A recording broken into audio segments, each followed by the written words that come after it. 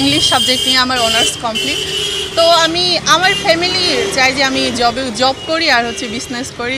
আমার নাম তৃষা চাকমা। আমি ইউরোপিয়ান ইউনিভার্সিটি থেকে গ্রাজুয়েশন কমপ্লিট করে আমার এই বিজনেসটা শুরু করা। আসলে কারণ আমার বিজনেসের প্রতি একটু ইন্টারেস্ট বেশি, চাকরির থেকে বিজনেসের প্রতি আমার ঝোঁকটা একটু বেশি থাকার কারণে তো আমার এই রাস্তাটা আসলে খুবই ফেভারিট একটা জায়গা। আমি ফ্রেন্ডদের সাথে ঘুরতে আসতাম, তো এখানে দেখি সব খাবারই বিক্রি হয়, শুধু আমাদের পাহাড়ি খাবারটা ছিল না।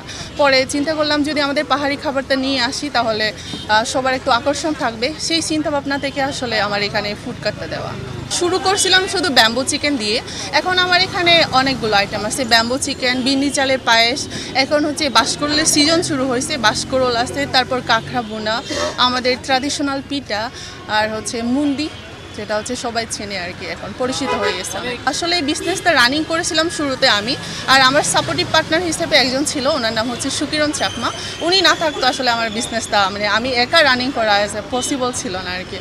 তো এখন আমাদের বিজনেসটা আমরা দুইজনে সামাল দিচ্ছি। এখন বিজনেসটা আসলে খুবই ভালোভাবে চলতেছে। দেখলাম যদি আমি বড় করে রিস্ক নিই তাহলে আমার বিজনেসটা যদি না চলে তাহলে আমি মধ্যবিত্ত ফ্যামিলি থেকে বিলং করি, তো আমি ডাউন লেভেলে চলে গেলে তাহলে আমার প্রবলেম হবে। যার কারণে আমি চিন্তা করলাম যে এটা আগে দেখি, কাস্টমারদের আকর্ষণটা কেমন, তারপরে আমি আমার প্লট নেওয়ার চিন্তা ভাবনা আছে, আমার বিজনেসটাকে গ্রো করার চিন্তা ভাবনা আছে।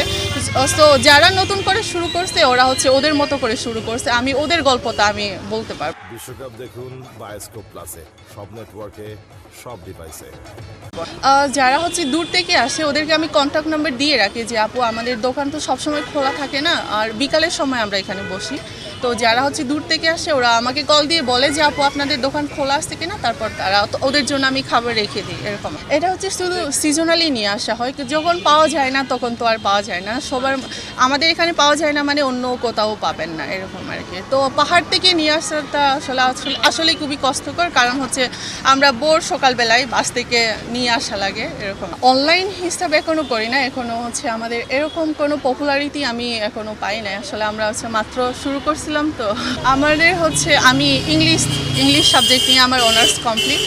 তো আমার ফ্যামিলি চাই যে আমি জব করি আর বিজনেস করি। তো আমি চিন্তা করলাম যে ওদের সব বাবা মায়ের একটা স্বপ্ন থাকে যে আমি মেয়েকে এতদূর পড়াশোনা করাইছি, তো ওর একটা জব করা দরকার। তো আমি এখন চিন্তা করতেছি আমি দুইটিকে ব্যালেন্স করব, কারণ ওদেরও একটা স্বপ্ন আছে বাবা মা যে মেয়েকে চাকরি করুক, ওর একটা স্টেবিলিটি থাকুক।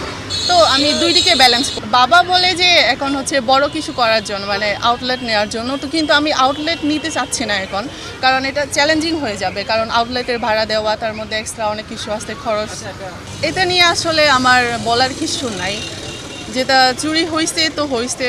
এটা আসলে আমরা রাস্তায় বিজনেস করি, আমাদেরটাও আসলে আমি বলবো না যে এটা আসলে ঠিক, যেহেতু রাস্তায় বিজনেস করি আমাদের এইগুলো আসলে চ্যালেঞ্জের সম্মুখীন হতে হবে বলে আমি এটা মানি আর কি। যদি আমি আউটলেট নিতাম বা কোনো কিছু একটা জায়গায় একটা সেফ থাকতো তাহলে আমি বলতাম যে দেখুন আমাদের এখান থেকে টুল নিয়ে গেছে, আমাদের যাবতীয় যা ছিল 20-30 হাজার টাকার জিনিসপত্র নিয়ে গেছিল।